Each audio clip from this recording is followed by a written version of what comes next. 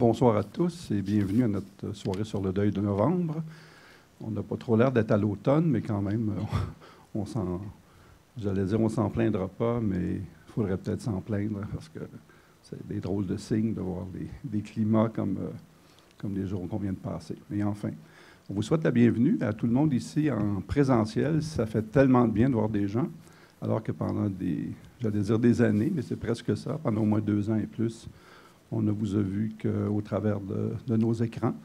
Et bienvenue aussi à ceux qui sont à la maison.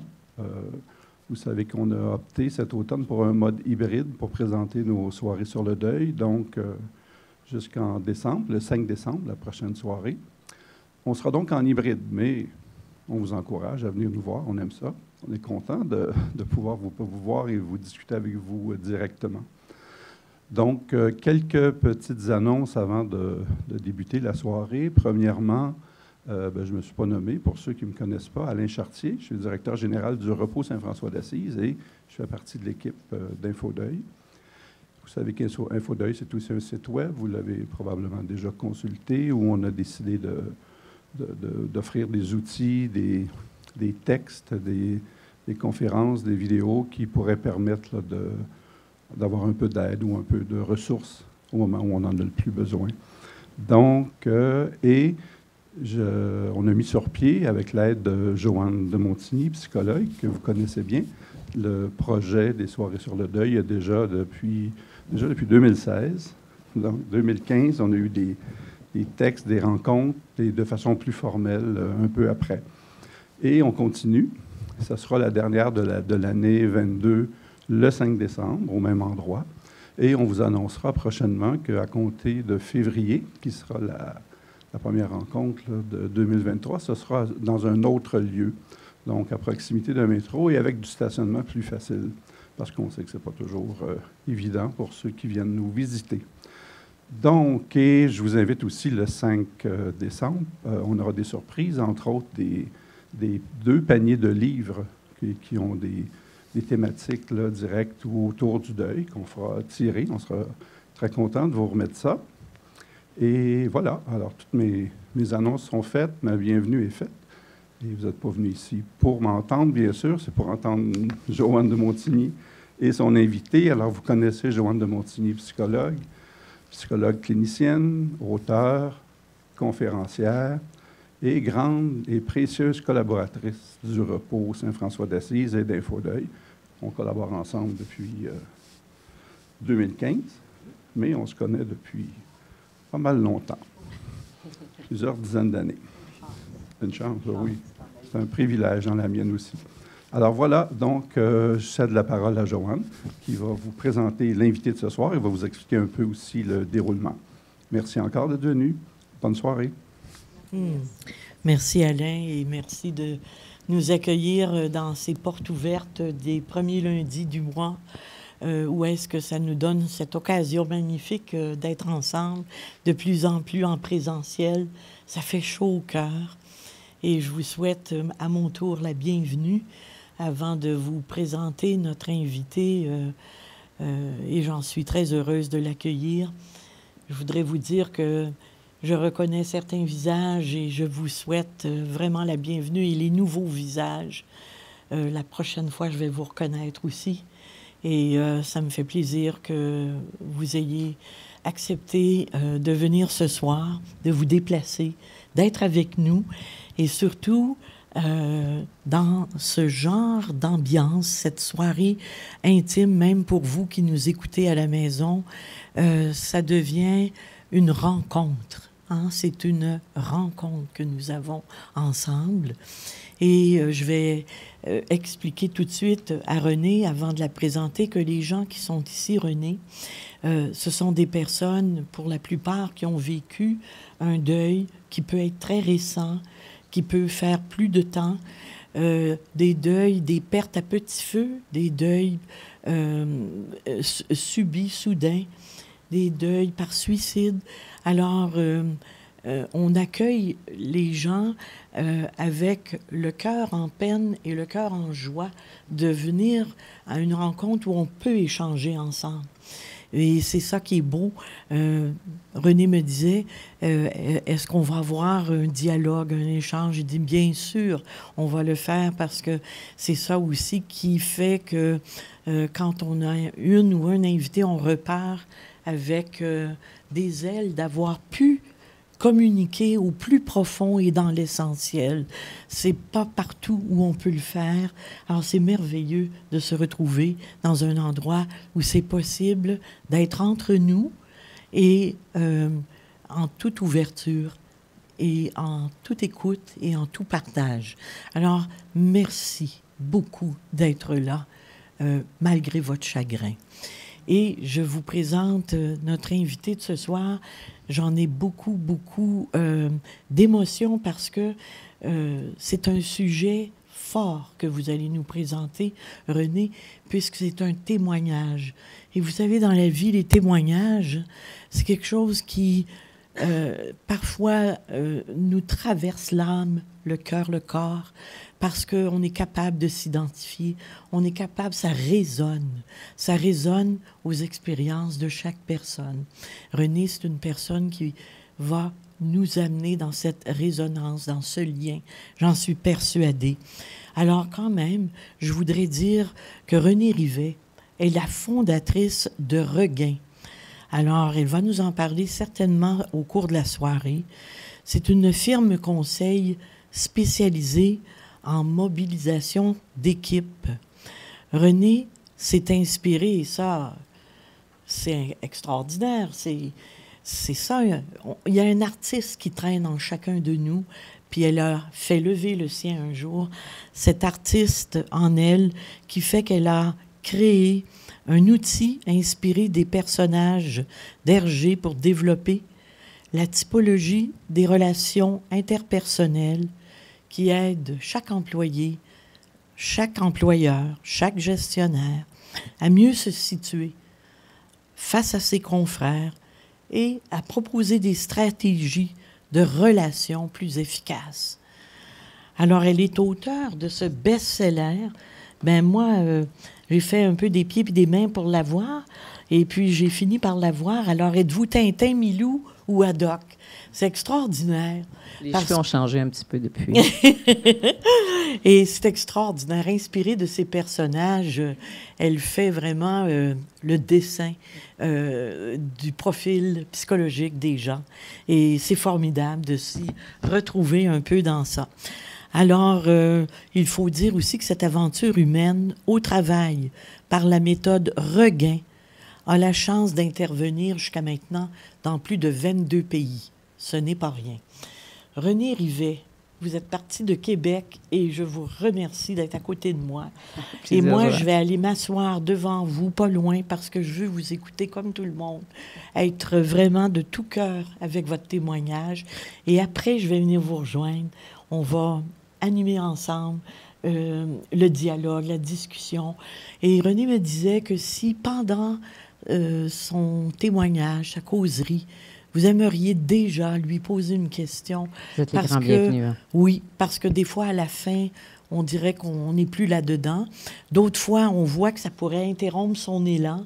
Alors, on se fie beaucoup sur votre sensibilité, votre intuition, pour dire, tiens, je pose ma question maintenant ou j'attends vers 8h10 quand on va avoir cette période ensemble.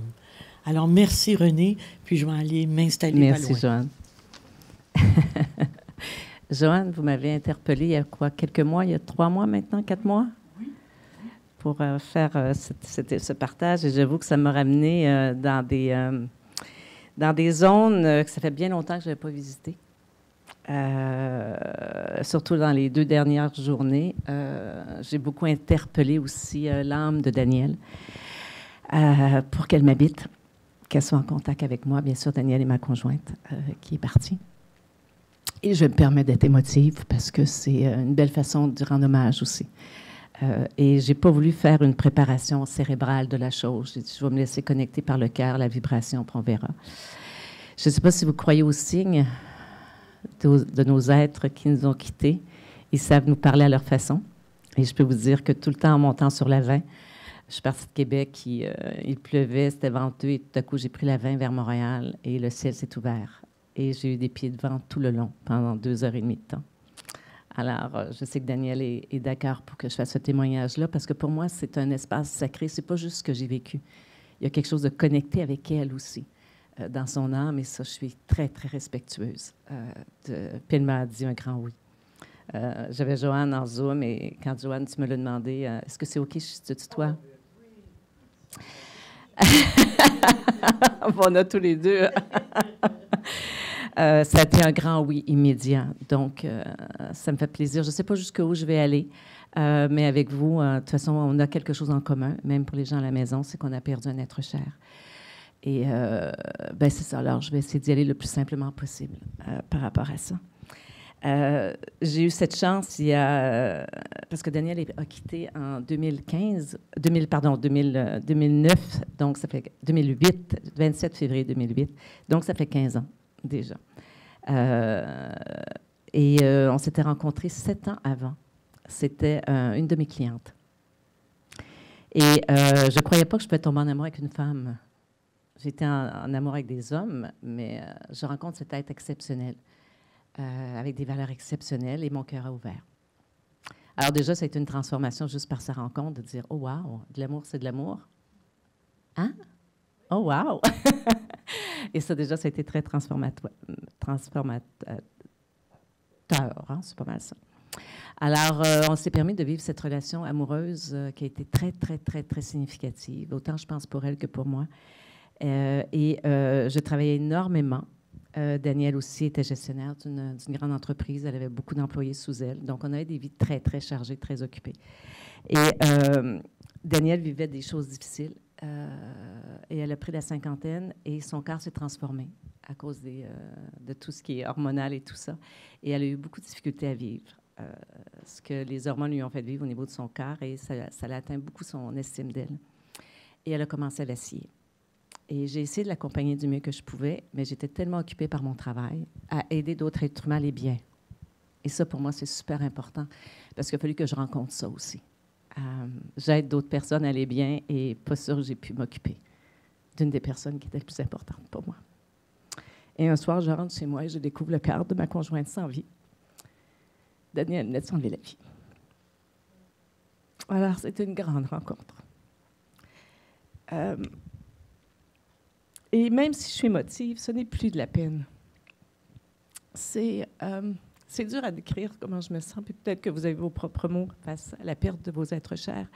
Après 15 ans, c'est à la fois de la gratitude, à la fois de l'ennui, de la nostalgie. Mais il y a comme un fond de gratitude encore plus grand que ma peine qui pourrait rester. J'ai envie de le dire comme ça, c'est comment je n'ai pas pu voir ce cadeau plus avant et d'en prendre soin. Alors, il a fallu bien sûr que je m'accompagne dans toute la culpabilité que ça m'a fait vivre. Bon, il y a eu la rencontre avec l'image que j'ai eue quand j'ai rencontré son corps sans vie. Et vivre les réflexes que nous avons, j'ai naturellement appelé le 911.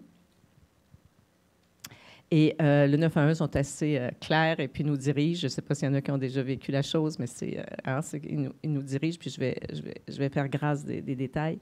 Mais j'ai fait ça de façon très robotique. Alors, j'ai fait ce qu'on m'a demandé de faire jusqu'à temps que la police arrive. Et ça a été très, très rapide. Le corps de Danielle a quitté rapidement et a commencé maintenant l'annonce à ses parents. Et comment annoncer ça? Comment annoncer un suicide? C'est juste... Et c'est là que les policiers ont été extraordinaires. Ils m'ont dit, « Madame Rivet, vous n'êtes pas équipée pour annoncer ça. On va le faire, nous. » Et à l'intérieur de moi, ça fait « Non, non, et surtout pas sa mère. » J'ai dit « Non, non, je ne vois pas des policiers arriver à la porte et annoncer le décès de sa fille. » J'ai dit « Ça n'a aucun bon sens. » Alors, ils m'ont proposé d'appeler une cellule de crise. Alors, 2 thérapeutes sont arrivés avec moi. Ça a pris 1h30, 2 heures après la découverte du corps de Danielle, que 2 thérapeutes sont arrivés avec moi. Ils sont venus avec moi pour annoncer la nouvelle à la mère de Danielle. Et c'est là qu'on voit, quand on annonce des choses comme ça, qu'on ne sait pas comment est-ce qu'on réagit. Hein? Et la mère de Danielle, son réflexe, ça a été de me frapper.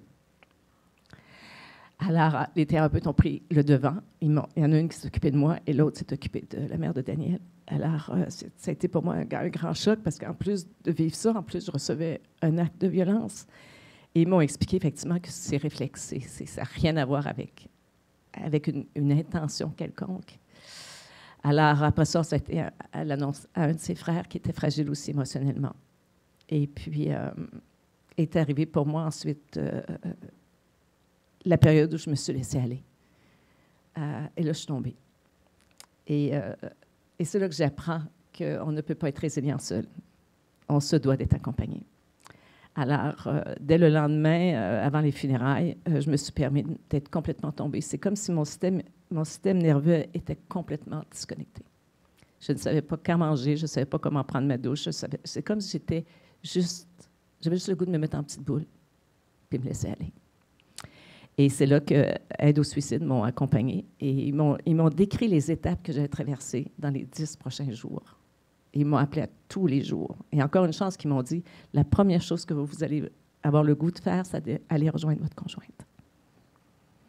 Et encore une chance qu'ils m'ont dit ça. Parce qu'effectivement, j'avais, je veux dire, le goût d'aller la retrouver et de me suicider moi-même. Mais ils me disaient, vous n'avez pas le goût de mourir, vous avez juste le goût d'aller la rejoindre.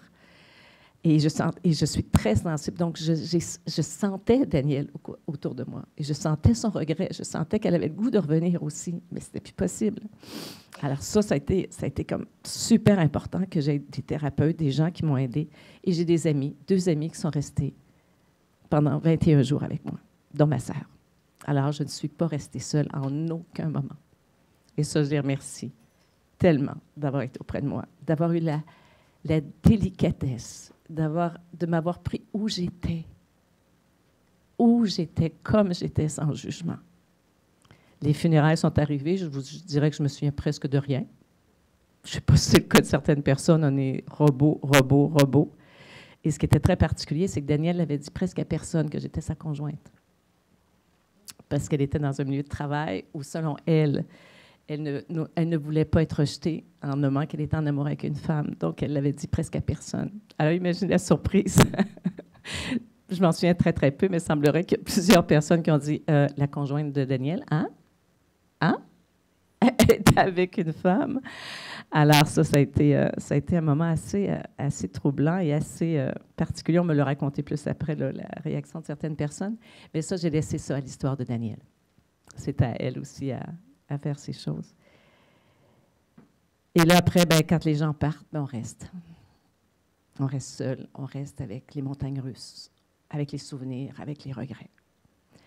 Et j'ai toujours une entreprise, je suis présidente de mon entreprise. Et qu'est-ce que vous pensez que les gens demandent, nos équipes de travail, nos clients demandent à une présidente d'entreprise après des funérailles, après un mois? D'être aussi performante, de revenir comme si rien n'était. J'ai failli le faire. Je vous jure, j'ai failli le faire parce que la pression était tellement forte. Puis j'étais relativement connue à ce moment-là parce que l'entreprise allait bien. On avait un grand succès d'entreprise. Alors, j'étais radio, télévision, journaux. On était un peu partout au Québec. Moi seule, sans compter mes 20 quelques consultants dans mon équipe, j'animais à moi toute seule 1000 à 2000 personnes par semaine. Par semaine, imaginez. Et tout à coup, ça l'arrête. Et quand j'ai failli reprendre les rênes, j'ai une voix à l'intérieur de moi qui a dit « Si tu fais ça, René, tu vas mourir. » Et j'ai écouté cette voix. Ça l'a vraiment hurlé. Alors, j'ai pris quelques jours et j'ai dit « Bon, qu'est-ce que je fais avec ça? » Alors, j'ai rencontré ma directrice générale, Isabelle, et je lui ai dit « Je dois quitter le Québec. Je ne peux plus rester ici. Je n'adhère plus aux valeurs de performance du Québec. Je ne sais plus qui je suis. Quand mon identité, c'était d'aider les gens à aller le mieux possible, je ne peux même pas aider la personne que j'ai le plus aimée dans ma vie. Je suis fracassée, je ne sais plus qui je suis, je ne sais plus quelles sont mes valeurs. Alors, je vais quitter pendant 1 an le Québec. Et sa réponse fut « Non, non, non, non. Non, non, tu ne peux pas quitter l'entreprise parce que l'entreprise va mourir si tu quittes. » Ah oui, ça vous parle? Et ma réponse fut, elle mourra. Je réinventerai autre chose avec vous, mais je ne me laisserai pas mourir. Alors, Isabelle a accepté de prendre le leadership de l'entreprise. Et sauf qu'elle m'a demandé, d'accord, mais peux-tu attendre 6 mois avant de partir? Le temps que les clients s'habituent à moi, que les équipes s'habituent à mon leadership, parce qu'on n'a pas le même leadership. Savez-vous ce que c'est qu'attendre 6 mois? Je pense que vous le savez ce que c'est que d'attendre 6 mois quand on est brisé de l'intérieur. C'est une éternité. Et c'est là que j'étais en thérapie sur le suicide. Parce que ce n'est pas une mort naturelle. On ne comprend pas ce qui se passe. Et encore une chance, Danielle m'a écrit. Encore une chance qu'elle m'a écrit. Pour comprendre. Mais j'ai tellement de compassion pour les gens qui quittent par suicide et qui ne laissent pas d'écrit. Pour leur famille, leurs proches, ça doit être incompréhensible. Fait que s'il y en a à la maison, c'est arrivé. Si ici, dans cette salle, c'est arrivé, vous avez toute ma compassion. Chaque histoire est différente. Chaque histoire est différente. Mais merci à Danielle de m'avoir écrit. Je l'ai compris plusieurs mois après, où j'ai pu faire la paix. Pourquoi il fallait que ce soit moi qui la trouve? Pourquoi il a fallu qu'elle fasse ça chez nous, dans notre résidence? Parce que bien sûr, j'ai de la colère. Tu sais, elle aurait pu faire ça n'importe où. Mais pourquoi chez nous? Et j'ai compris parce qu'en plus, elle m'a écrit ceci et qui m'a amené à faire beaucoup la paix en dedans de moi.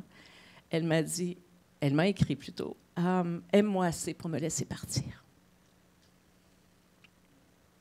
Je ne sais pas s'il y en a qui ont lu le livre « La rupture du contrat » de Anne Givaudan. On pourra le laisser sur les récits. C'est le récit de 5 âmes suicidées. Et c'est un livre qu'on m'a recommandé rapidement de lire et ça m'a permis d'apaiser. Parce qu'effectivement, une des choses qu'ils nous disent, les âmes suicidées, c'est ne vivez pas de culpabilité, ça nous alourdit. Laissez-nous notre route. Aimez-nous, pensez à nous avec la lumière qu'on portait.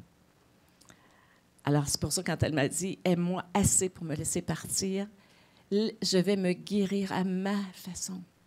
Et Danielle avait 3 peurs. Et là, j'ai compris pourquoi il fallait que ce soit moi qui la trouve. Elle avait peur de mourir seule. Elle avait peur de se noyer. Et elle n'aimait pas son corps.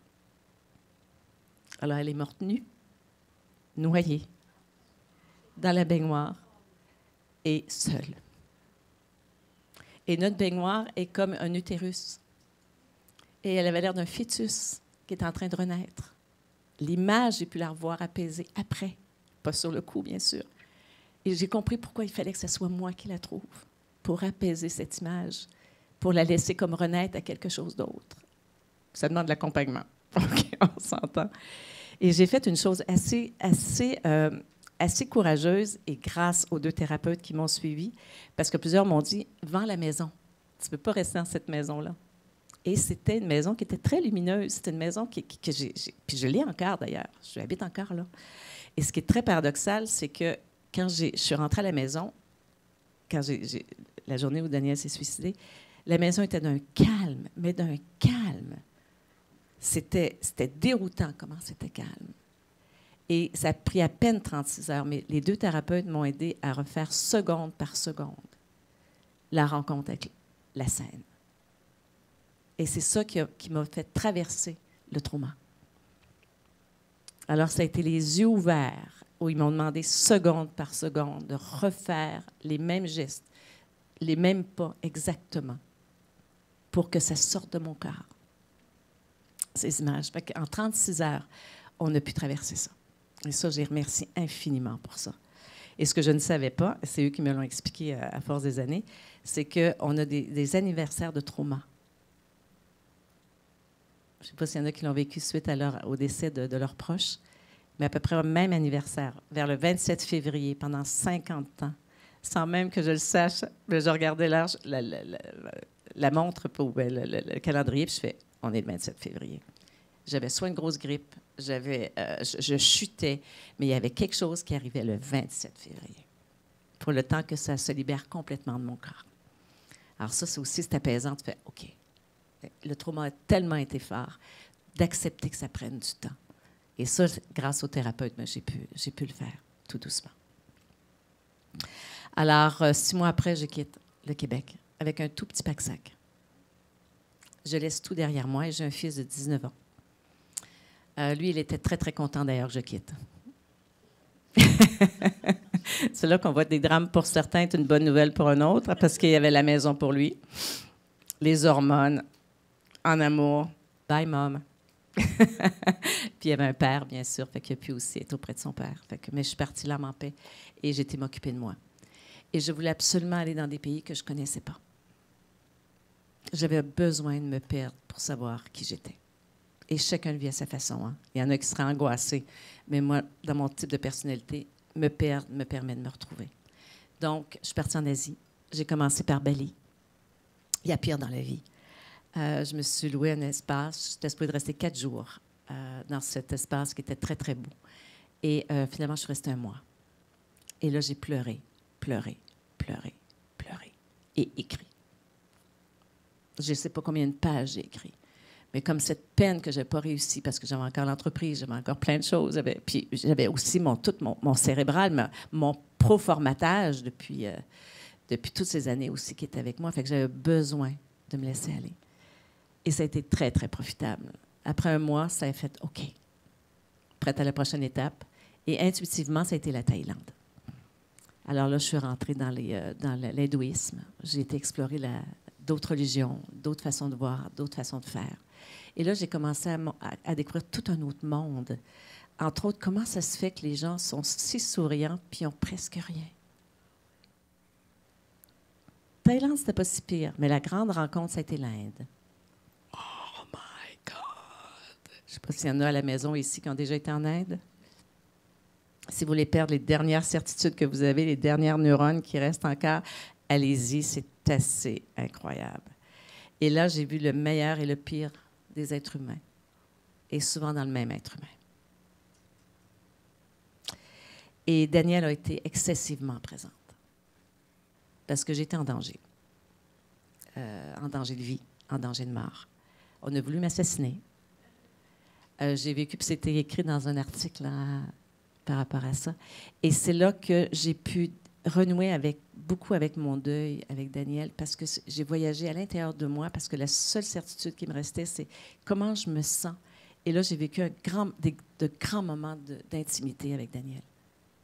C'est comme si on a réussi par un dialogue autre à faire la paix sur plusieurs choses, entre autres. Toutes nos petites histoires de couple, hein, on a tous été en couple.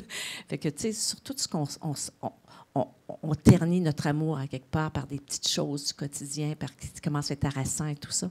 Il y a une grande, grande paix qui s'est installée par rapport à ça, et d'accepter aussi de la laisser partir, encore plus parce que moi, j'étais en contact avec des enfants, entre autres dans un orphelinat en Inde, et aussi j'étais auprès des, on appelle les castes des intouchables.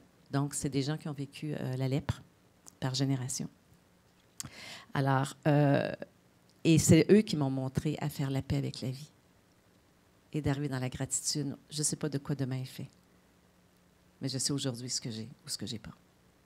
Et c'est les enfants, le sourire des enfants qui m'ont beaucoup, beaucoup apporté par rapport à ça. Fait qu'une grande sérénité a commencé à s'installer, et vraiment que ma sécurité est à l'intérieur de moi, pas à l'extérieur de moi. Et du fait que Danielle n'a pas été voir ses blessures, j'ai été aussi m'apaiser dans mes blessures. On ne meurt pas d'aller toucher une émotion. Et là, j'ai accepté de rentrer dedans, mais à plein, à plein, à plein.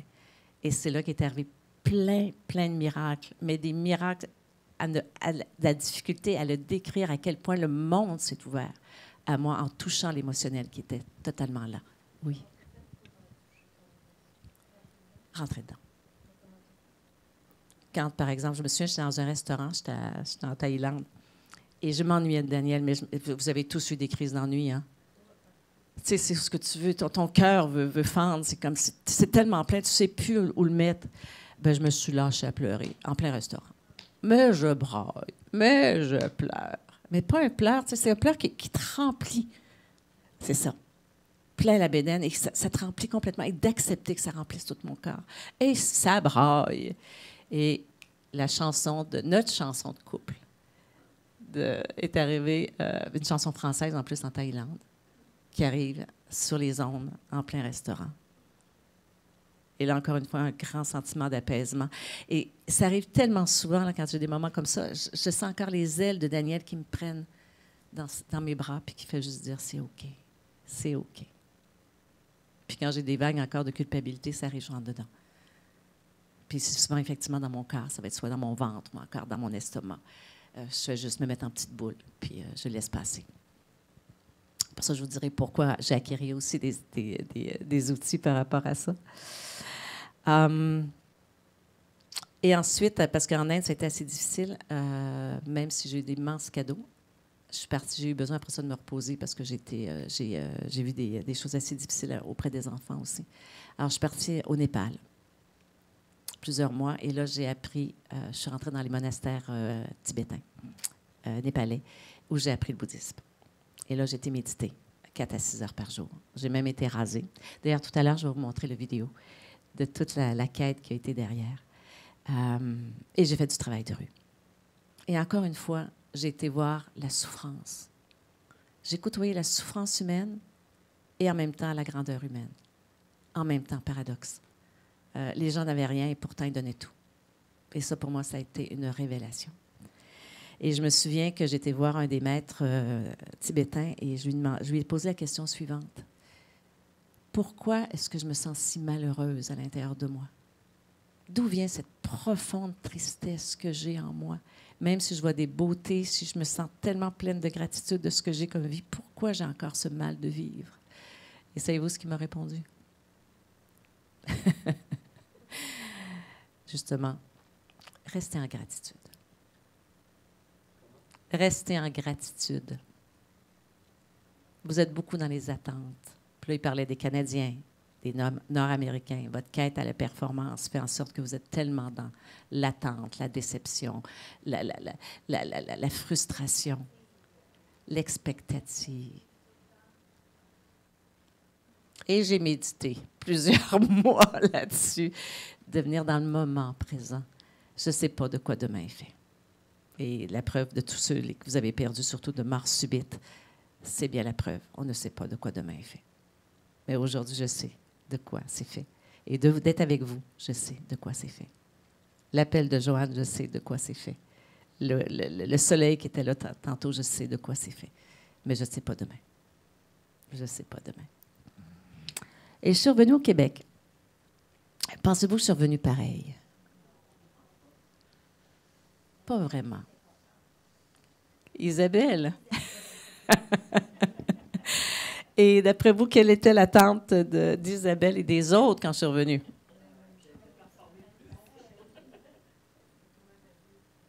Bien, de retourner à ma vie d'avant. Et je pense que quand on a traversé un deuil de cette importance-là, c'est là qu'on peut s'apercevoir qu'il y a tout un autre espace de vie qui se passe. Que les gens qui n'ont pas vécu de deuil important ne peuvent pas comprendre. La transformation qu'il y a à l'intérieur d'un être humain, on ne voit plus la vie pareille. Mais quelqu'un qui n'a pas... Il s'attend que la vie soit pareille. Alors, ils ont une grande surprise parce que je travaillais 80 heures par semaine. Maintenant, je ne travaille que 70 jours par année. Ça change un peu une vie. Ça change un peu une vie. D'ailleurs, je vais demander à Martin, on va passer la vidéo, pas vol, mais on va faire celui de l'Asie, s'il te plaît. Je vais vous le montrer tout de suite parce que je pense que ça va être intéressant de pouvoir le voir, la transformation. Parce que vous allez voir aussi, je me suis fait raser les cheveux. Là. Vous allez voir que quand même, je me suis donné pas mal. Là. Je me suis donné pas mal. Fait que je suis devenue presque végétarienne. Je fais du sport. Je m'occupe de mon corps physique. Je m'occupe de mon esprit. Je médite tous les jours. J'ai eu vraiment une grande transformation intérieure. Et j'ai passé de 26 consultants à 5. Ça demande beaucoup de courage de demander à 20 collaboratrices de séparer nos chemins. Alors, je vous montre un peu la transformation suite à cette épreuve. Alors, je vous laisse regarder à la maison aussi.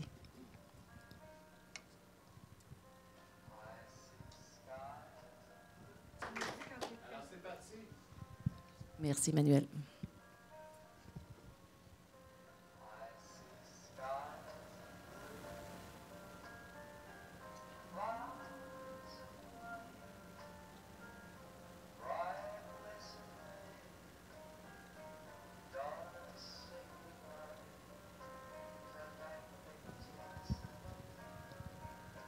Ça, c'était auprès de la Case des Intouchables.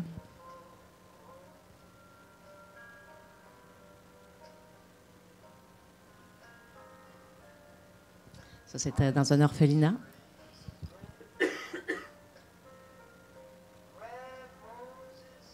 Ça a été atteint de la lèpre.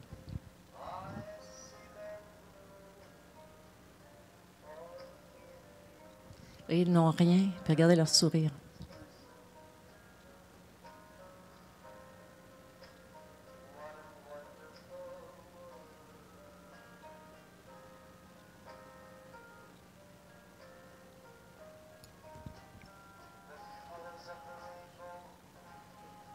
Ça, je suis restée 3 mois dans cet orphelinat.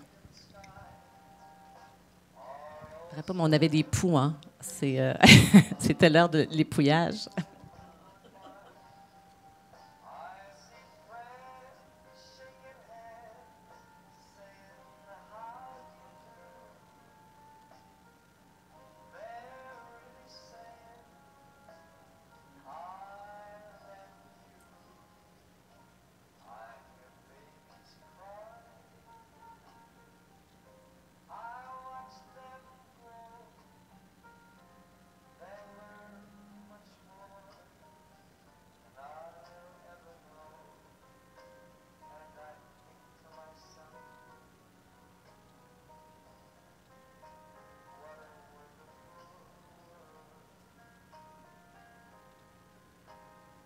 C'est lui, l'Indien, qui a sauvé ma vie, hein, celui qui était au centre.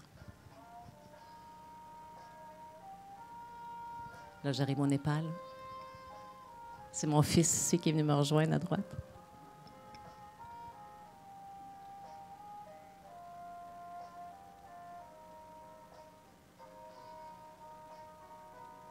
Je méditais juste en haut. Il y avait 300 moines qui méditaient tous les jours. Ça, c'était mon coach bouddhiste.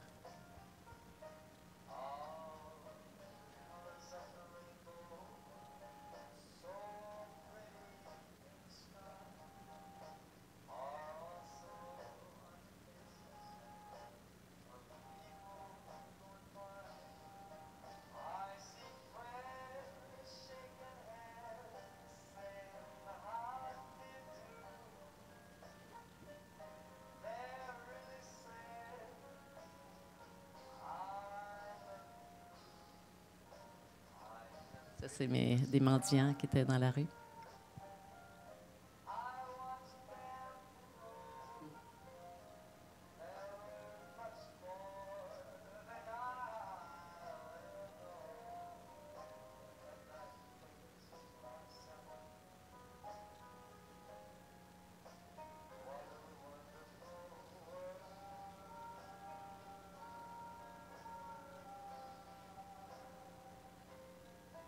Je me baignais dans le Gange.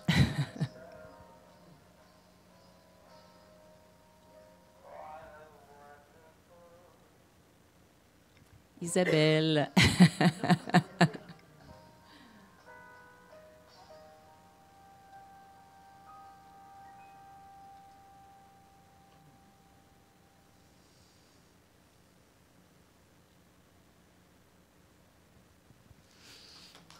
Merci beaucoup. J'aime beaucoup cette phrase, ce proverbe du Dalai Lama. Nous sommes des visiteurs sur cette planète. Nous allons peut-être y vivre 90 ou 100 ans. Au plus, tout au plus. Durant cette période, nous devrions faire quelque chose de bien, quelque chose d'utile avec nos vies. Et si nous contribuons au bonheur des autres, on pourrait trouver un vrai but dans la vie, un vrai sens à sa vie.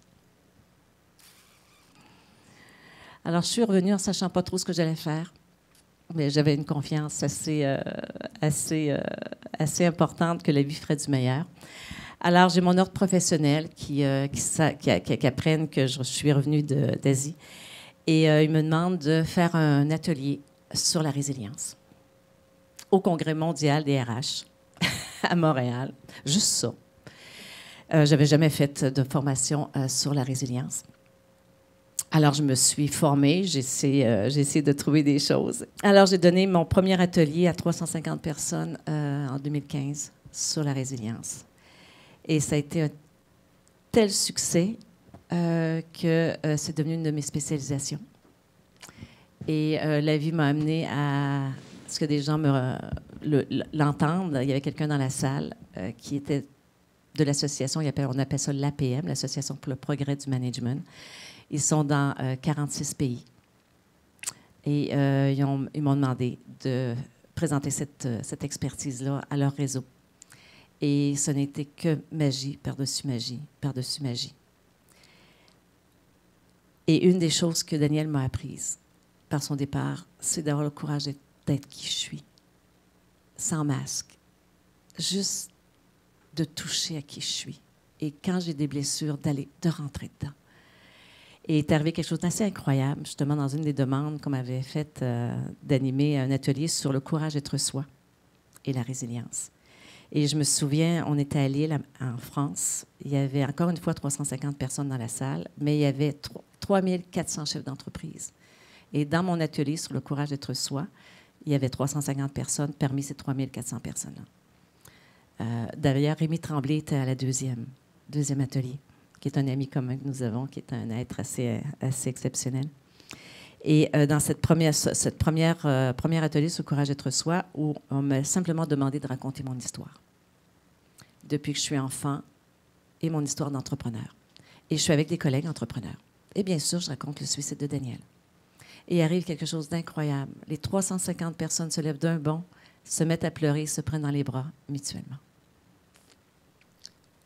Il y avait de la magie dans l'air. Je ne sais pas ce qu'il y avait là. Je me mets à pleurer, moi aussi. Et les 350 personnes quittent et se mettent à parler aux 3400 personnes.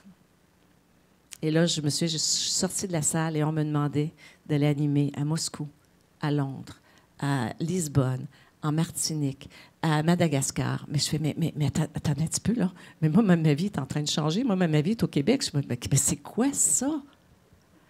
Et ça va faire 6 ans que je voyage à travers le monde. Je pars d'ailleurs encore dimanche pour une tournée européenne sur le courage d'être soi. Et à chaque fois, on me demande simplement d'être moi. Et à chaque fois, je raconte à quelque part le départ de Daniel. Mais pas comme je vous le raconte, simplement de dire que j'ai été dans une performance d'entreprise et ma vie a cassé du jour au lendemain. Et imaginez les chefs d'entreprise qui sont là, comment on devient touché, on devient humain, on devient simplement des humains avec des humains. Et c'est grâce à Daniel. C'est grâce à son départ aussi. C'est grâce aussi au fait que j'ai touché ce qui était là.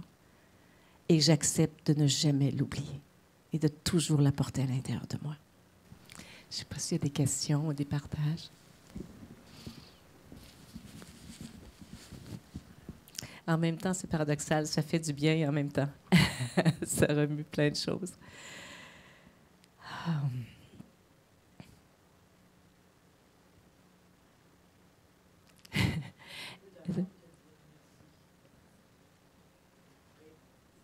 La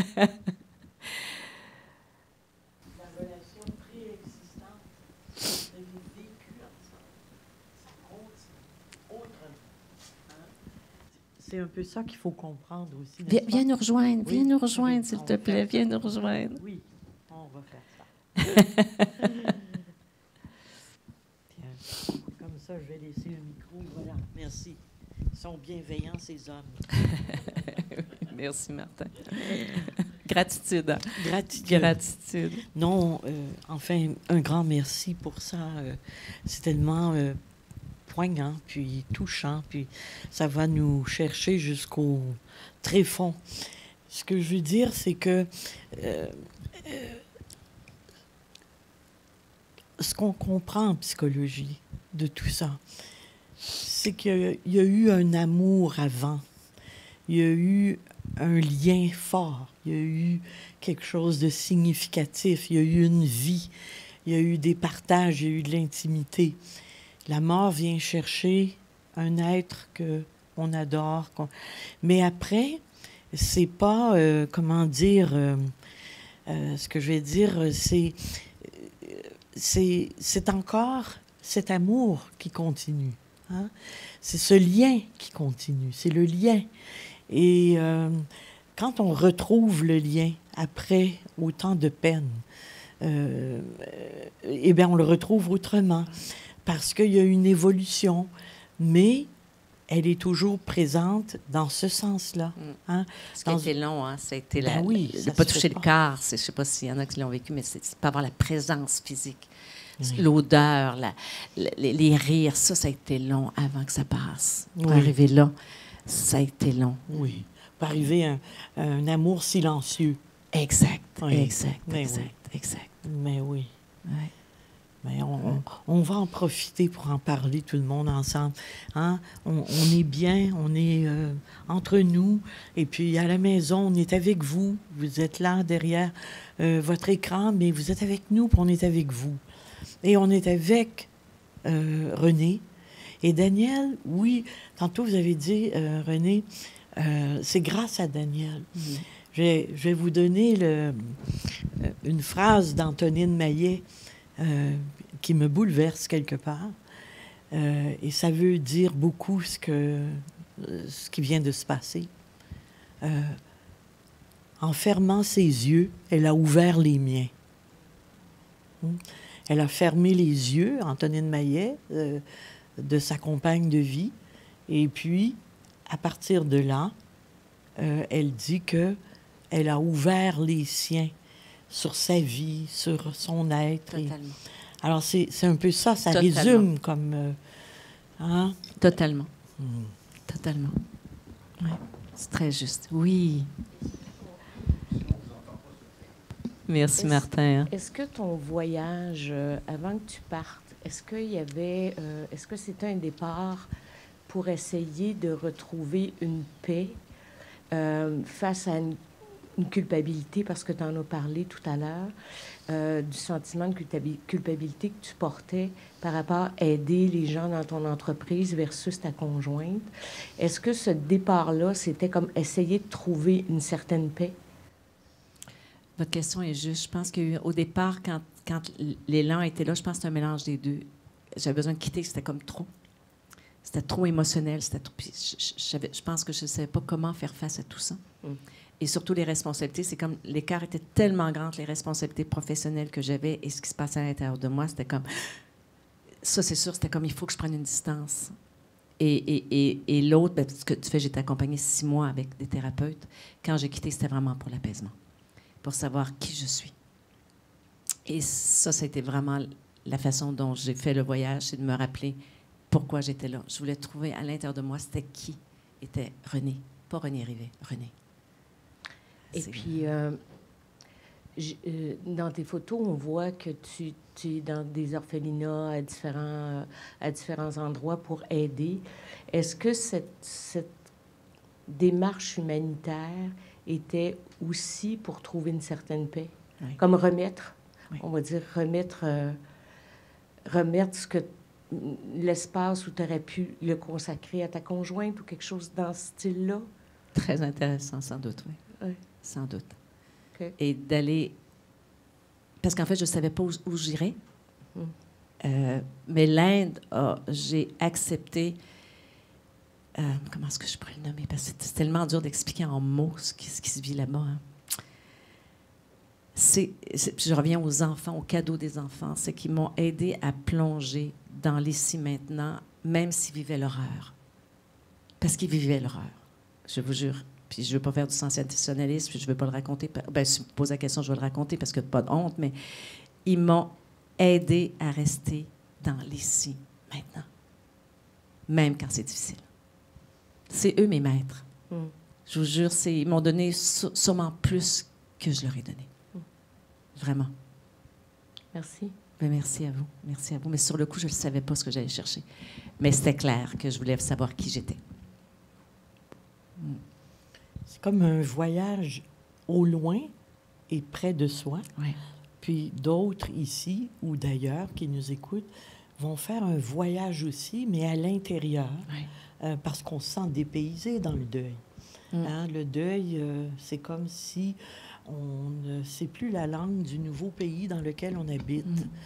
Et en même temps, on voyage à l'intérieur de soi. Si on ne fait pas ce grand voyage-là, on le fait autrement. Hein? Les deux sont possibles. Hein? On peut le faire comme on l'a vu là, qui est extraordinaire, puis tout le monde n'arriverait peut-être pas à cette façon d'aller vers soi. Et chacun à sa façon. Et chacun à sa façon. C'est ça qui est important de retenir dans nos témoignages qui se partagent ici. C'est intéressant de voir qu'on n'a pas les mêmes outils, les mêmes moyens, la même route. Mais ce qu'il y a de commun, c'est le cœur. Le cœur qui est affecté, le cœur qui est brisé, et en même temps, le cœur qui a encore envie de vivre, mais un cœur qui a eu envie de mourir aussi. Oui. Parce que c'est vrai que même les gens qui n'ont pas perdu par suicide, mais qui ont perdu autrement, on a envie de partir avec l'autre. Hein? Et au fond, bien heureux de ne pas partir parce que c'est l'autre, on va être capable de réintégrer le lien. Donc, on n'a pas eu à partir pour réintégrer le lien.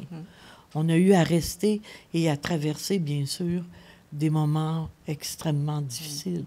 Et c'est là que, Joanne, je remercie ce que tu peux faire auprès des gens parce que sans thérapeute, je ne suis pas sûre que je serais restée. S'il ne m'avait pas expliqué le processus, je n'aurais pas pu m'auto-valider que c'est normal ce que je vivais. Parce que quand je voulais partir, je voulais vraiment partir. J'aurais juste pris... Puis il n'y a pas grand monde qui m'aurait empêché de le faire. Là. Mais parce qu'on me l'avait dit que ce serait des pensées que j'aurais, ben, je suis normale, donc je ne me suis pas prise au sérieux dans ça. Mais je l'ai laissé passer. Ils m'ont appelé par contre à tous les jours. Puis ils me posent la question directe. Hein?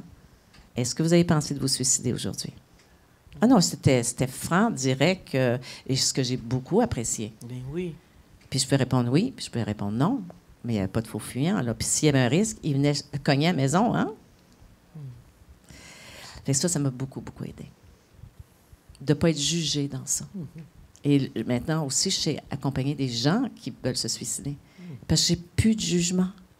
Et ils le sentent, ça, que j'ai pas de jugement. Fait qu'ils peuvent en parler. Et il y a peut-être des grosses chances qu'ils restent. Parce que j'ai pas de jugement. Quand on a perdu un être... aussi cher, est-ce qu'il reste la peur de perdre, par exemple, son enfant, son fils, d'autres gens, où il y a quelque chose qui s'est passé où on le pense autrement? Le cadeau de Danielle, c'est qu'elle m'a permis de vraiment apaiser la mort, parce que j'ai apaisé la mienne. Je me suis donné aussi le droit de mourir. Ça serait OK si je meurs? Ce serait OK? Fait que je donne aussi OK à mon fils, à mes petites filles. Et aussi, un des cadeaux de la grande transformation, maintenant, je fais du bénévolat aux soins en fin de vie à la maison Michel Sarrazin. À Québec. 1 à 2 fois par semaine. Donc, j'ai habituellement, chaque bénévole, on a 4 ou 5 patientes à prendre soin. Et c'est des soins, c'est des soins de cœur avec les infirmières. Donc, je ne pensais jamais faire ça de ma vie, là. Fait que, comprenez-vous que je sois très apaisée par rapport à la mort. Fait que si j'ai 5 chambres, une à côté de l'autre, il y a 5 histoires différentes. 5 chemins par rapport à la rencontre avec la mort. Parce que là, il n'y a pas de faux fuyants, là. C'est une moyenne de 25 à 27 jours de passage. Fait que c'est extraordinaire. Ce qui est très important dans le discours de ce soir, c'est qu'il y a 5 histoires différentes. Famille, dynamique, tout est comme différent. Ici, toutes les histoires sont différentes. Ce qui fait que le chemin de l'un n'est pas une prescription pour l'autre. Le chemin de l'un est une inspiration, est une réflexion, une façon d'écouter comment l'autre vit, comment l'autre choisit son propre chemin. Et c'est là que c'est beau de voir que on ne peut pas suggérer à quelqu'un.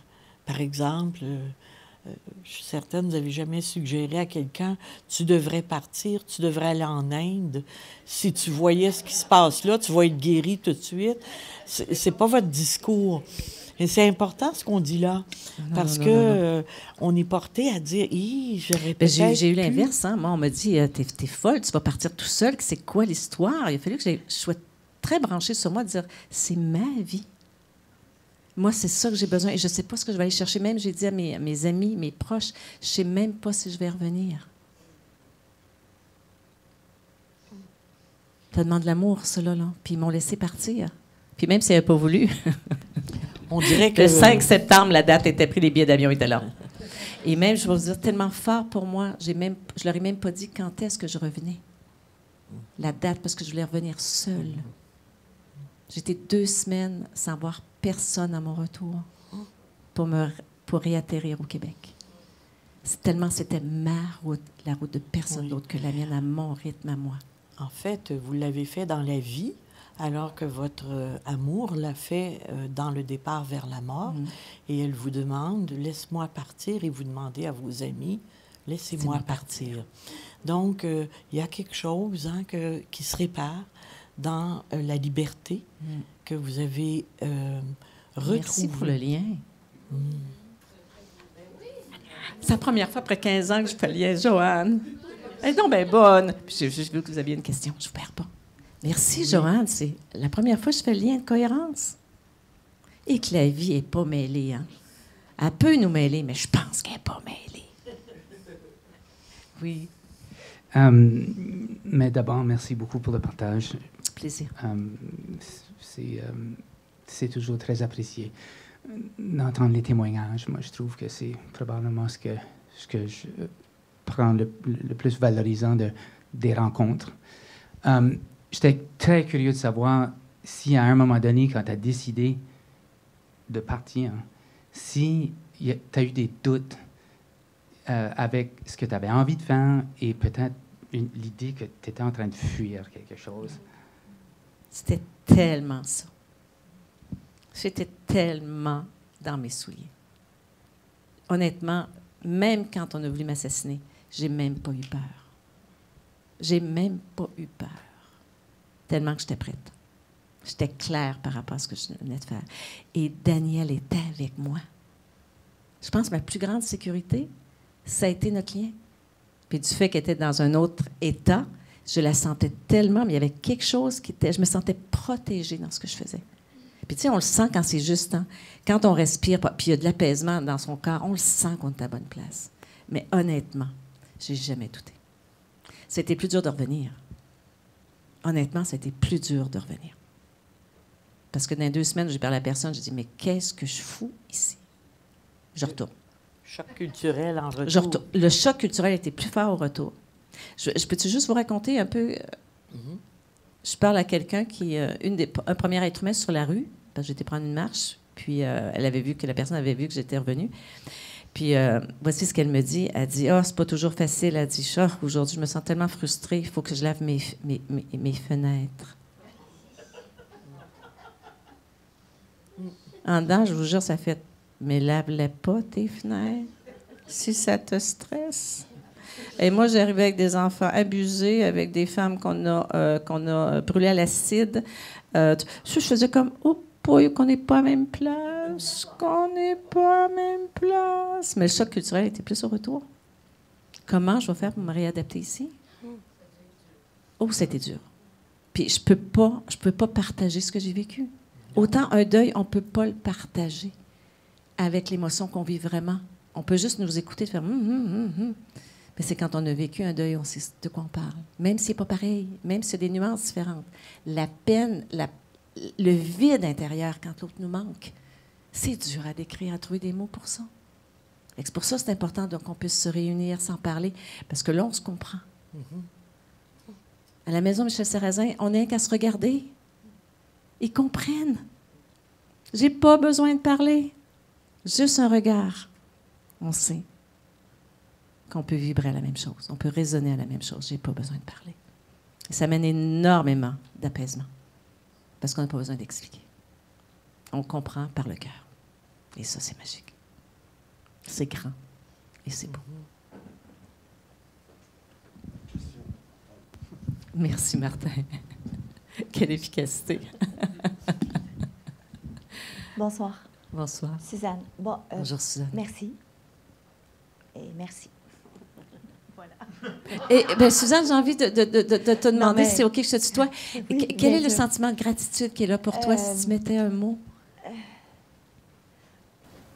Il y a 2 mots qui viennent. Chez nous, il y a eu un suicide dans la fratrie. Ça a été tellement tabou, tellement... il y a eu une période où ça a été très, très, très tabou, tellement qu'on a vraiment... jusqu'aux photos de famille où il n'apparaissait plus. On a choisi d'exposer des photos où il n'était plus. Puis d'autres années, on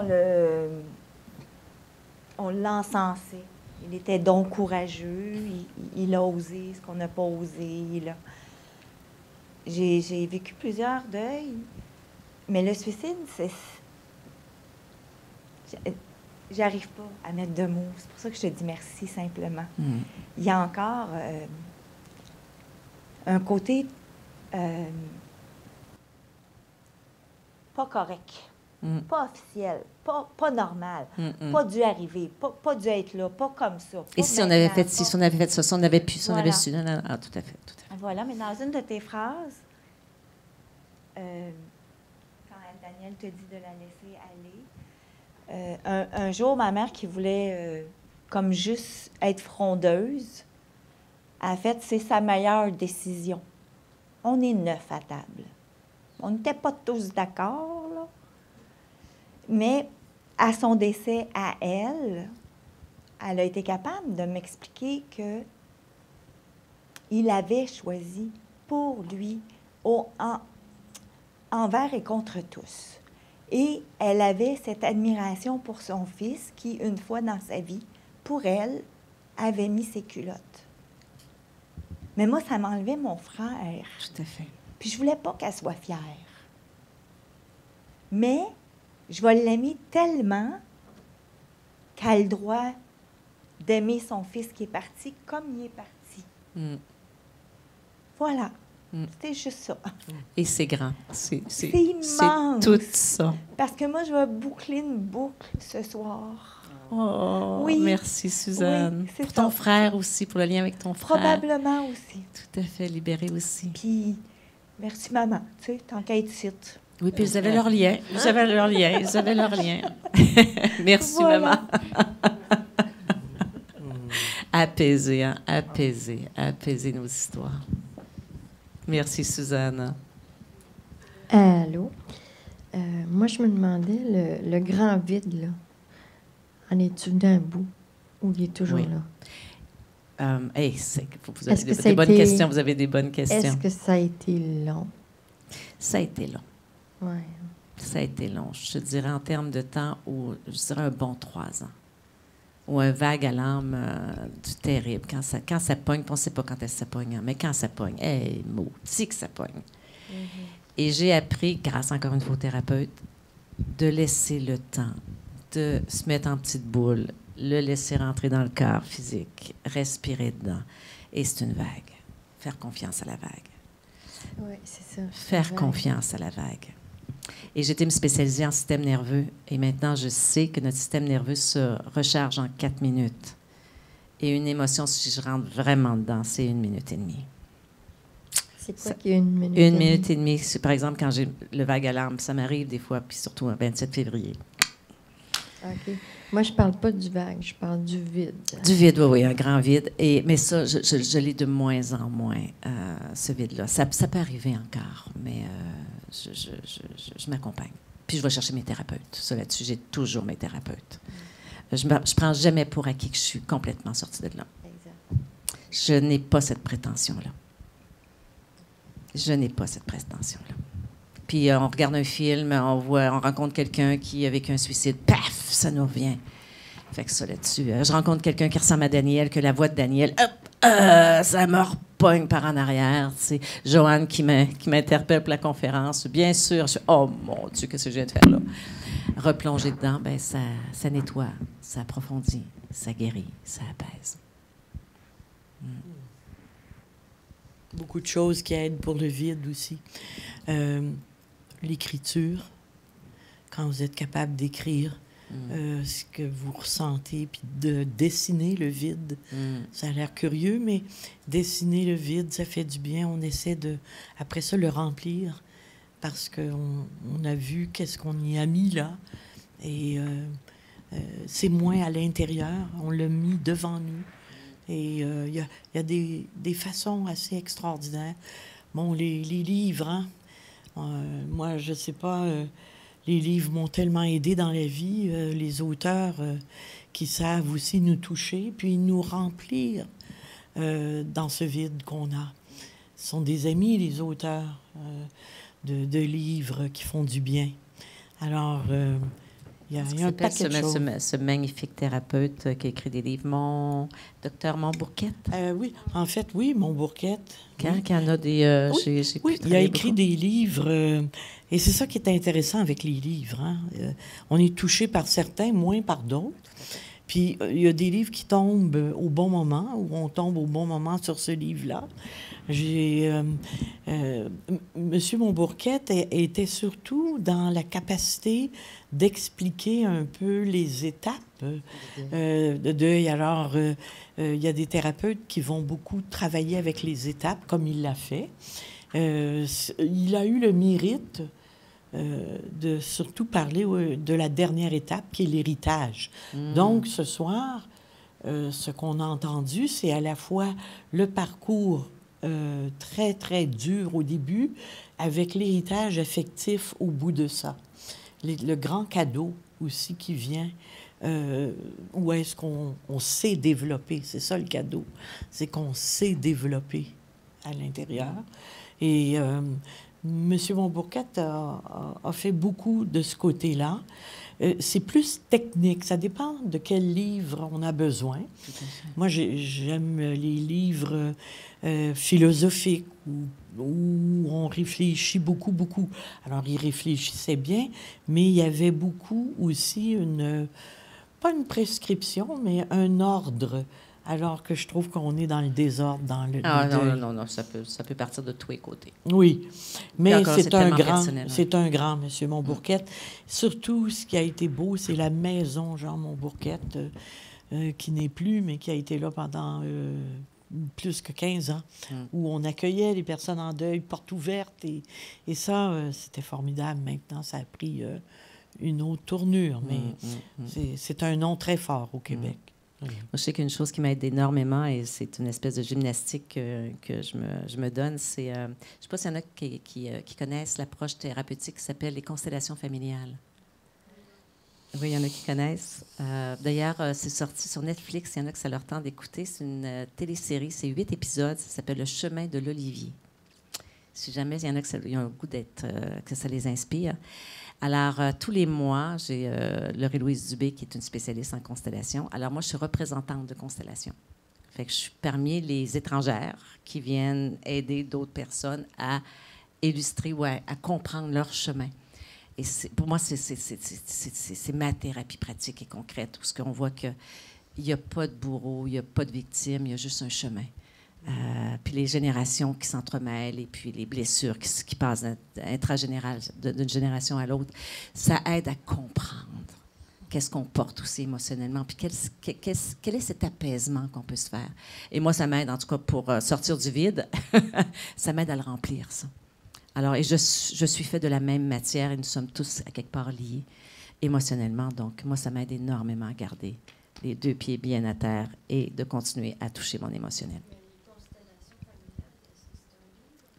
Ah, vous avez des livres. Vous tapez juste ça sur Internet, vous allez avoir des milliers de sites qui en parlent. Vous avez des livres, des vidéos, vous avez toutes sortes de choses. C'est un Allemand qui est parti ça dans les années 60 à peu près. Pardon, 80. Mais c'est exceptionnel. C'est exceptionnel. C'est tout le mystérieux de l'humain. De ça. Ça explique les constellations, mais à travers quelque chose de romancé. C'est une série turque. Ça demande beaucoup de courage d'avoir mis ça sur... Mais c'est très, très bien fait. Ça sort un peu cette espèce de mystère de l'être humain. Comment on est complexe, comment est-ce qu'on est beau, comment est-ce qu'on est grand et surtout comment est-ce qu'on est tous liés à nos histoires. Et quand on apaise ça, quelque chose s'ouvre aussi devant nous. Beaucoup plus apaisé. De nouvelles choses arrivent. On arrête de répéter certains scénarios. Et quand il y a suicide, ben, ça vaut la peine d'aller faire un peu de ménage. Ça vaut la peine d'aller faire un petit peu de ménage. Puis comme de regarder des choses beaucoup plus larges que simplement ce qui est arrivé. C'est qu'est-ce qui est en train de se dire pour nous, dans notre vie, pour le dénouer. Et dans ma croyance, ça dénoue aussi dans nos générations qui nous suivent. Étant grand-mère de 2 petites filles, je trouve que ça vaut la peine.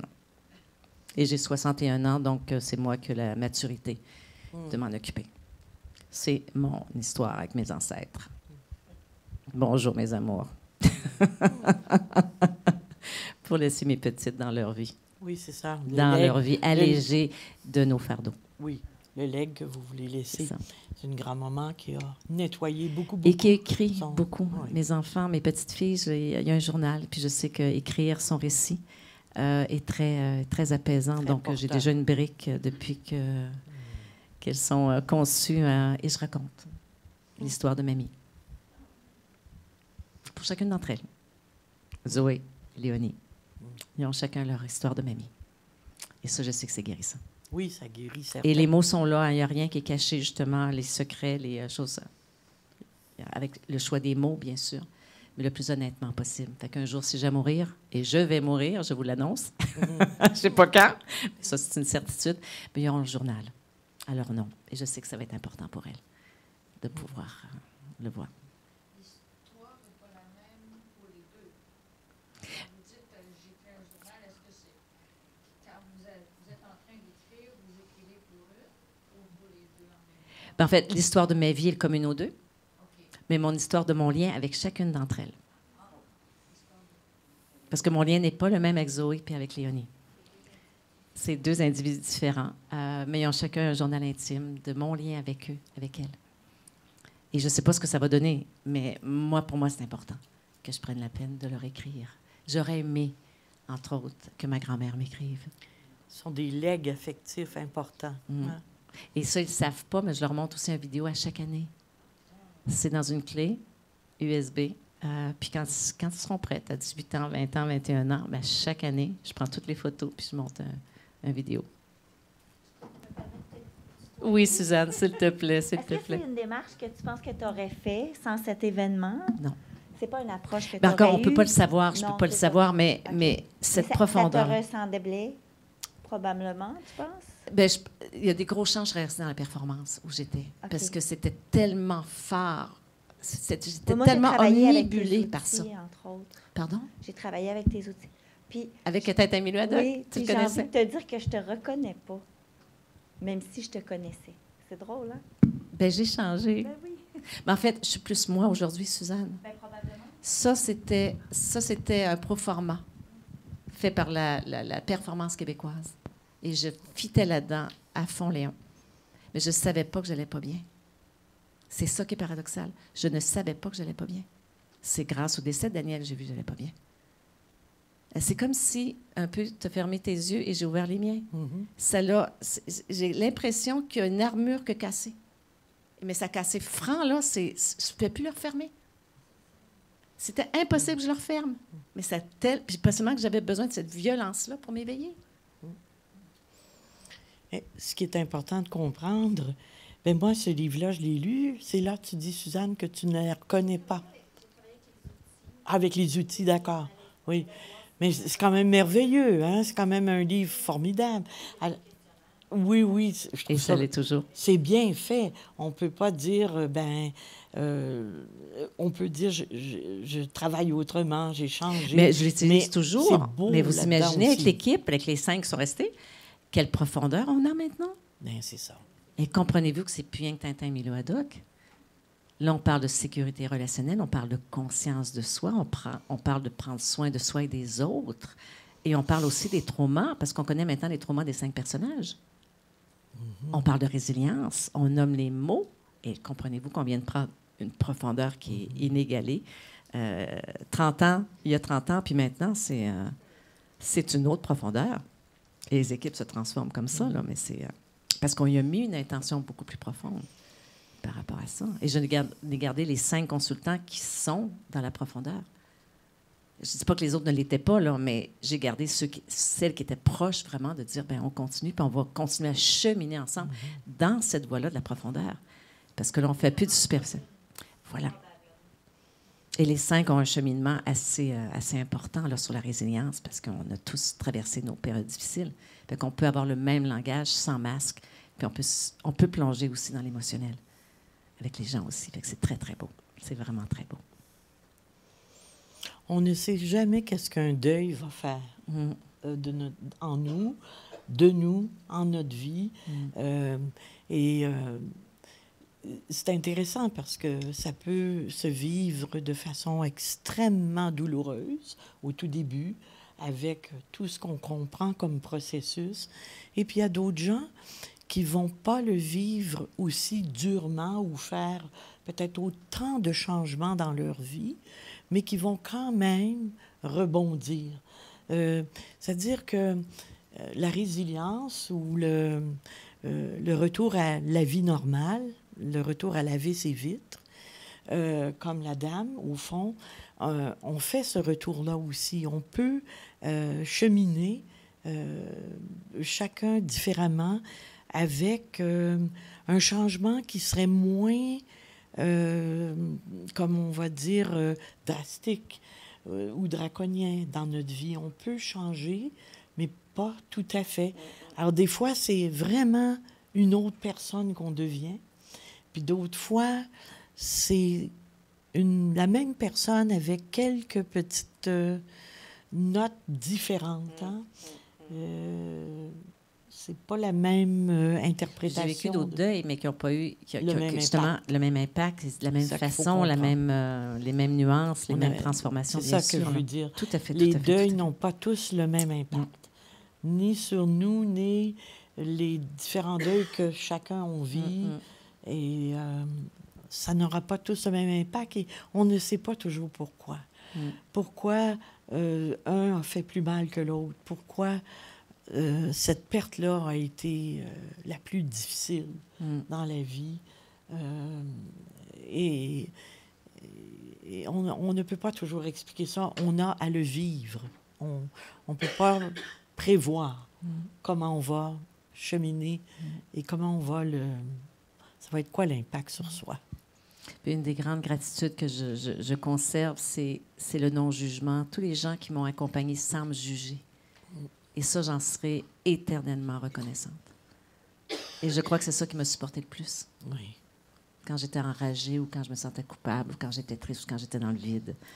Ou même quand je disais, là, je veux mourir, c'est comme j'ai plus de sens. Qu'on ne m'a pas jugé dans ça. Je peux leur donner ça maintenant parce que je l'ai reçu. Je vois ce que ça donne d'avoir... Et c'est plus que de la compassion, c'est de l'accueil. Juste l'accueillir, Suzanne, c'est ça. Et c'est dur à décrire, c'est quoi cette qualité d'accueil? Mais c'est pas un mur, c'est quelqu'un qui est là, puis c'est comme s'il prend le trop plein ou le trop vide, puis qu'il fait juste le porter avec nous. C'est valider aussi. C'est juste valider que tu as le droit Ouais. d'être qui tu es, comme tu es, dans l'état que tu es, avec ce que tu vis. Ce que Pour tu le vis moment, pas, ouais. C'est correct. Ouais. C'est vrai que d'être validé, des fois, ça fait juste... Merci, Martin. Merci, Martin. Mais c'est ça, des fois, d'être juste validé, ça nous permet juste de nous déposer. Ça ne nous guérit pas, ça ne nous change pas, mais c'est comme une halte. Oui, c'est ça. Comme une halte. Juste. Puis c'est ça. Moi aussi, tu parles d'accueil. Moi, ça a été en moment de crise aussi. En 48 heures, tout s'est placé autour de moi. On a récupéré mon fils à la garderie. On l'a fait souper. J'étais en cri primal. Je me suis ramassée vraiment là, désorganisée. Désorganisée. Oui, au plus haut point. Puis, moi, je dis ma restructuration, là, c'est mon vocabulaire à moi parce que j'ai vraiment choisi de travailler mes structures. Je n'avais pas d'autre vocabulaire avant, fait que je me suis restructurée. Et dans mes structures, elles ont le droit d'être amovibles. Puis, chose qu'on ne m'avait jamais donné le droit. Puis ça, c'est un thérapeute qui me dit ça. Il me dit, tu prends ce que tu veux, tu le changes, tu le vires à l'envers, puis ça va faire pareil. À partir de là, je me suis dit, on l'aime. À partir de là, je m'étais dit, il ne peut pas m'aider, il ne me donne rien. Mais je n'avais pas compris qu'au contraire, il m'offrait toutes les possibles. Donc, je ne pouvais pas être dans l'erreur. Et ça m'a assis. Wow. Et après Un ange sur ta route. c'est ça. Un thérapeute. C'est une cellule de crise. Moi, il m'a ramassé à 4 heures du matin. Assez magali. Fait que c'est ça. C'était une cellule de crise. Puis, quand tu disais qu'il t'avait rappelé, moi, j'attendais son appel. Je l'attendais. Parce que j'aimais ça, il raccrochait au nez. C'était ma façon à moi de dire aujourd'hui, je suis encore en vie. Je suis tellement en vie que je suis en crise contre toi. Fait que j'avais le droit de raccrocher. Wow. Fait qu'il il me rappelait, on avait des codes de sonnerie. Je voulais pas parler. Je voulais juste, Je peux comprendre. comme là dans le micro, j'ai de la misère. à regarder Bravo, le micro. Suzanne. Bravo, Suzanne. Mais c'est ça. Ça se peut qu'elle te le redemande tantôt, Martin. C'est bien correct. C'est bien correct. Fais juste familial. En passant, c'est pas avec la famille, hein. Ça se fait pas avec les membres de la famille, je vous rassure. Ouais. Oui. Je me présente, mon nom c'est Nella, N-E-L-L-A, Nella. Bonjour, Néla. Je travaille pour une compagnie, ça fait déjà 21 ans. En l'espace de 2 ans, on a 2 collègues, 2 mamans, 2 bonnes amies à moi, que leurs garçons se sont enlevés la vie respectivement. Je peux vous dire que toutes nous autres, au travail, au bureau, un c'est arrivé avant la pandémie, un autre après, pendant la pandémie. On a tous été affectés. Je comprends. Il y en a une qui n'est pas encore retournée, ça fait 1 an, qui est en thérapie. Son garçon avait 23 ans, s'est enlevé la vie. Lui, de 23 ans, il a laissé une lettre, comme Daniel, en disant à ses parents de ne pas se sentir coupable. C'était lui, c'était son choix. Moi, j'ai entendu ça, je pleurais là, de tous les bords. L'autre, ça fait 3 ans qu'il est mort. Il s'est pendu dans son appartement. Il n'a jamais laissé de lettre. Notre collègue me dit à tous les jours, en anglais, « I have unfinished business ». C'est quoi ça en français? Comment on dit ça en français? Bon, je ne suis pas capable de boucler la boucle. L'affaire n'est pas... OK? C'est ça, la boucle n'est pas toutes bouclée. les fois, elle me dit, « Écoute, j'ai pas de... Pourquoi? J'ai pas vu les signes. Je comprends pas. Il me semble qu'il était heureux. Il travaillait. » Elle, avec son autre garçon, elle se sent extrêmement coupable. Ils sont en thérapie. Je comprends. Elle dit, pourquoi? Dit qu'il me donne un signe. Pourquoi il s'est enlevé la vie? Elle dit, aucune lettre. On a regardé partout. C'est ça que je voulais dire. Elle a toute ma compassion. Chaque histoire est tellement différente. Oui, hein, oui. tellement différente. Et je souhaite vraiment qu'elle continue à se faire accompagner. Vraiment qu'elle Je veux juste dire que ça me frappe beaucoup parce que j'ai perdu mon mari par suicide. Il n'a Toute ma pas laissé de compassion. lettre. Toute ma compassion. Merci. Puis c'était soudain. C'était pas comme il était malade ou il y avait des problèmes ou T'as tu pas eu sais, de la signe. dépression. C'était comme en dedans d'1 an, il a chuté puis il n'est plus là. Fait que pas de lettre. J'aurais tellement aimé trouver une lettre. Un Je te petit mot, comprends, je te n'importe comprends. quoi.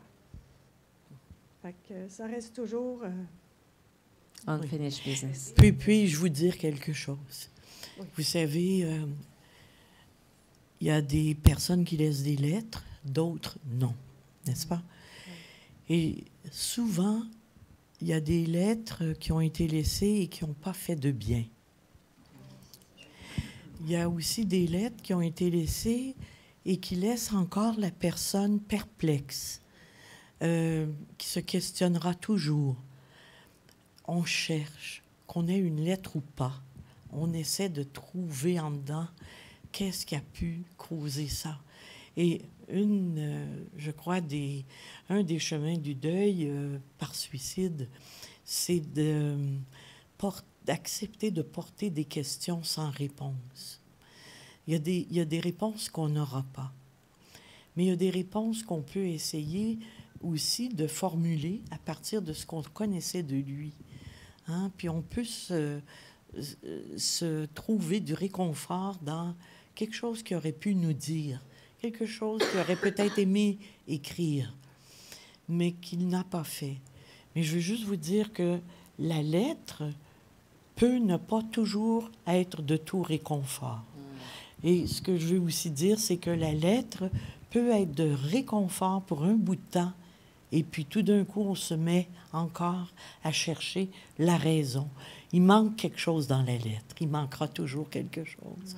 On cherche toujours, on est en quête d'une réponse.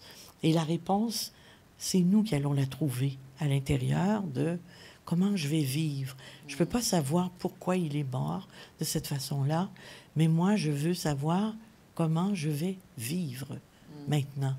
Donc, c'est plus de travailler avec ce qu'on sait de soi, ce qu'on peut avec soi, et ce qu'on a retenu de beau de notre histoire. Et tout De se souvenir de sa vie et non de la façon qu'il est. Bien sûr.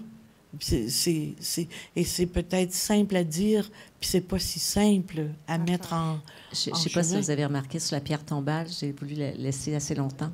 Oui. Daniel avait demandé sur ma pierre tombale, marque ceci. Je ne sais pas s'il y en a qui se rappellent. Gardez le meilleur de moi. C'est ça. Pas mon ombre, mais gardez le meilleur de moi.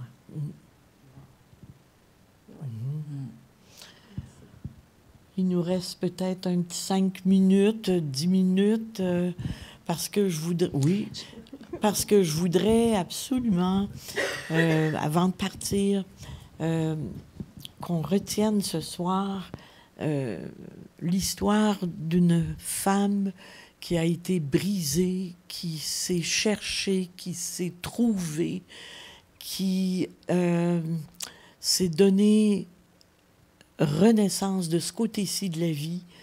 Et qui... Je m'appelle Renée, d'ailleurs. Hein? Ah oui, c'est ça. Oui, renaissance. Elle est renée de ce côté-ci. et c'est ça qu'il faut... Il faut savoir qu'on va avoir des chemins différents, mais ce qu'il faut retenir, c'est qu'on arrive à trouver quelque chose de très nouveau en soi qu'on n'aurait pas trouvé si on n'avait pas vécu cette épreuve-là. J'ai quasiment le goût de rebondir sur ce que tu viens de dire, parce qu'en fait, le grand cadeau, je pense que j'ai pris conscience, et c'est pas aussi conscient que je le nomme là, mais c'est comme si j'ai vraiment pris conscience que c'était ma vie. Daniel, en s'enlevant la vie, m'a amené à récupérer ma vie. C'est personne d'autre que moi pour la vivre. Et peu importe ce que les gens vont penser, soit d'accord, pas d'accord, moi, je le sais à l'intérieur de moi. Et ça, c'est merci. À tous les jours, je peux décider ce que j'ai envie pour moi.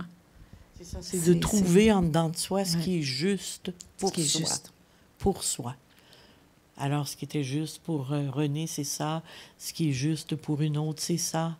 Donc, ce qui est juste pour chacun de soi, c'est ça qu'on se souhaite. Trouver ce qui est bon et qui va résonner pour soi.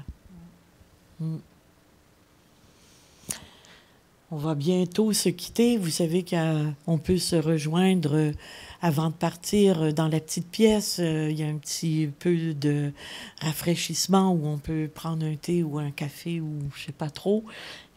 Et puis, encore une fois... un merci très, très fort et très particulier parce que d'aller dans l'intimité comme elle est allée, comme on dit, il faut le faire.